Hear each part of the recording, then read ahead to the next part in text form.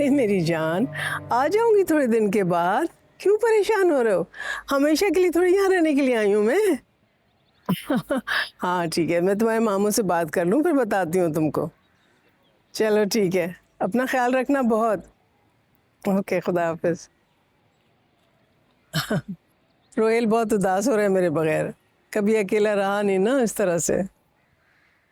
बच्चे कितने भी बड़े हो जाए ना, माँ के बगैर नहीं रह पाते। सच कह रही हो तुम। अच्छा, कोई काम था क्या? जी, मैं पूछ रही थी कि रात में क्या बना लूं। तुम्हें खाने की परवाह करने की क्या जरूरत है? मैंने सलमा को सब कुछ बता दिया है। चलो इधर आओ, बैठो मेरे पास। चलो करीब करो कुर्सी मेरे। जी। तुम्हें याद नहीं रहा आज वकार के साथ तुम्हें बाहर जाना था? बल्कि तुम्हें भी याद दिलाना था वकार को। ओह, मैं भूल गई, मगर आपा। मेरी बात सुन, बेटियां तो ऐसे मौके तलाश करती हैं कि शौहरों के साथ अकेले कहीं निकलें बाहर, और तुम हो के। ठीक है, तुम्हारी शादी नॉर्मल हालात में नहीं हुई थी, लेकिन अब तो हालात को नॉर्मल हो जाना चाहिए ना। देखो नरगिस, तुम्हें अपनी मौजूदगी का एहसास दिलाना होगा वकार। आपा, मैं कोशिश तो करती हूँ, लेकिन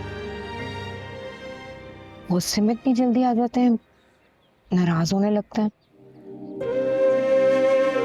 सब ठीक हो जाएगा इंशाल्लाह।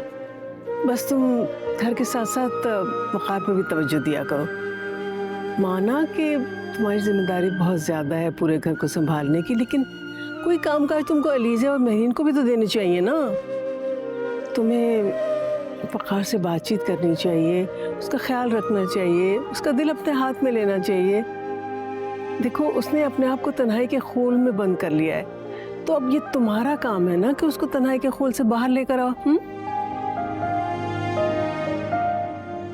कोशिश तो करती हूँ आपा। चलो तो फिर ठीक है, जल्दी से जाके तैयार हो जाओ।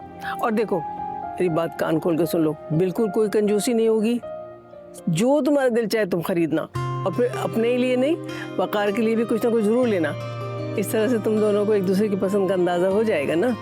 चलो जाओ, शाबाश, जल्दी से तैयार हो जाओ। थैंक यू आपा, आप बहुत अच्छी हैं।